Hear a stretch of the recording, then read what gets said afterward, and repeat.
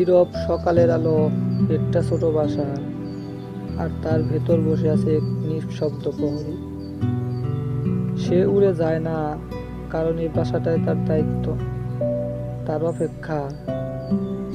চারপাশে পৃথিবী নড়ে, কিন্তু সে স্থির, ভালোবাসার মতো স্থির।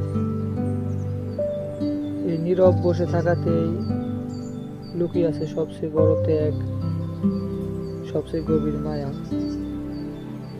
কোনো শব্দ নেই, কোনো অভিযোগ নেই, শুধু নিঃশব্দ যত্ন। এই ছোট বাসায় জন্ম নিচ্ছে এক নতুন জীবন, নীরব ভালোবাসার ছায়া। এটাই তার জীবন।